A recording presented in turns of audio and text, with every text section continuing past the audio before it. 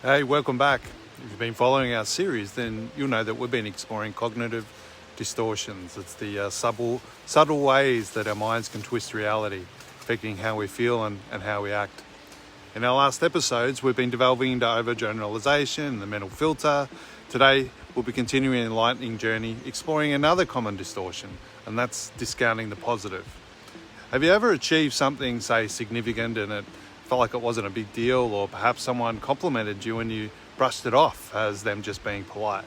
If so, you're not alone. I'm Chris Stafford, and today we're going to uncover what discounting the positive it is, how it impacts us, how the best methods to overcome it. So join me as we in this beautiful garden, as we delve into the patterns that might be preventing us from fully embracing the joy and the accomplishment in our lives. So imagine this. This garden represents your life, a rich landscape filled with achievements, happy moments and personal growth. Each flower, each tree symbolises a positive experience or a quality that you possess. Now suppose as you walk through this garden, you notice a few leaves that have started to wilt, or a flower with a missing petal, and instead of appreciating the overall beauty of the surrounding, well, you focus on these minor imperfections and tell yourself, this garden isn't that special, anyone could have this. This is the essence of discounting the positive. It's cognitive distortion where we reject the positive experiences by insisting they just don't count. For some reason or another, it's like having a mental filter that, takes all of the good and leaves us with a skewed perception of ourselves and our lives. Dr. David Burns is an esteemed psychiatrist and author of a bestseller, Feeling Good and the New Therapy. David describes that discounting the positive as a way that we minimize and dismiss our achievements and positive qualities, preventing us from fully experiencing, joy and satisfaction. Let me share a positive story. I'd like you to meet Michael. Michael recently received a promotion at work and his colleagues congratulated him. His family was proud and even his manager emphasised that it was well deserved due to his hard work and dedication. But Michael thought to himself, they probably just needed someone to fill in the position and I was next in line. It's not because I'm actually good at my job. Despite clear evidence of his success and others' recognition, Michael discounted the positive, attributing his achievement to external factors, rather than his own merit. This thought pattern left him feeling unfulfilled, anxious and doubting his abilities even more. Now, imagine how different Michael's experience could be if he allowed himself to acknowledge and embrace his accomplishment. Discounting the positive is like standing in the midst of this beautiful garden and refusing to see the vibrant blooms all around you. Instead, you focus on a few wilted leaves, telling yourself that the garden isn't really truly beautiful, or that anyone could have created it. So how does this distortion affect us? By dismissing our positive experiences and qualities, it undermines our self-esteem, we rob ourselves of happiness, and it can lead to chronic feelings of inadequacy and contribute to anxiety and depression.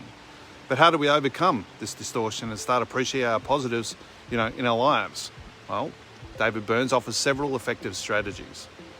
Awareness of the actual distortion. The first step is to actually recognize, when you're discounting the positive. Pay attention to moments when you receive a compliment or achieve something but immediately downplay it. Accepting compliments gracefully. Practice simply saying thank you when someone compliments you. Resist the urge to negate their words or attribute your success to a lack or external factors. Positive reattribution. When you accomplish something, take the time to acknowledge it. Your role in it. Ask yourself, what did I do to make this happen? Focus on the skills and the effort and the dedication that you contributed. Keeping a success journal. You could write down your achievements, compliments that you received, positive experiences. Regular review this journey can help reinforce the recognition and the positive aspects of life. Challenging negative self-talk. When you catch yourself discounting the positive, challenge those thoughts. Ask yourself, is this really true? What evidence do I have that contradicts this belief? Let me share an analogy to deepen our understanding here. Imagine you have a bank account where only withdrawals are recorded and deposits are ignored. No matter how much money you put in, the balance is always showing a negative or a zero because the deposits don't count. That's what discounting the positive literally does in our emotional bank account. We overlook the joys of life, success and recognition, focusing on only the withdrawals of the mistakes, failures or setbacks. And by recognising and recording the deposits in our lives, we can have much more accurate balance, a true reflection of our worth and achievements. Returning to Michael's story, if he applied strategies, you might think, well, I worked hard for this promotion. I stayed up late when needed. I led my team effectively. And this deserves recognition. By acknowledging his efforts and accepting the positive feedback from others, Michael can boost your self-esteem and feel a little bit more confident in his new role. We'll talk about self-esteem later. But now, let's engage in a practical exercise. Think of a recent compliment or achievement that you brushed off or minimized. Remember David's words, be specific. Write down the compliment or the achievement and reflect on how you discounted it. What did you tell yourself? Now, challenge that thought. What evidence supports this positive experience? Was it genuine? Was it earned? And how did your actions contribute to this positive outcome? What would you say to a friend that, also had this achievement? Will you dismiss that? Focus on the negative? By consciously acknowledging and accepting the positive, you begin to dismantle the distortion.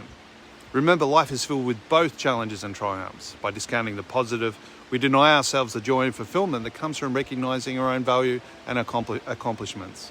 And it's time to give yourself the credit where credit is due. So thank you for joining me on this journey through this concept of discounting the positive, another cognitive distortion that can cloud your perception.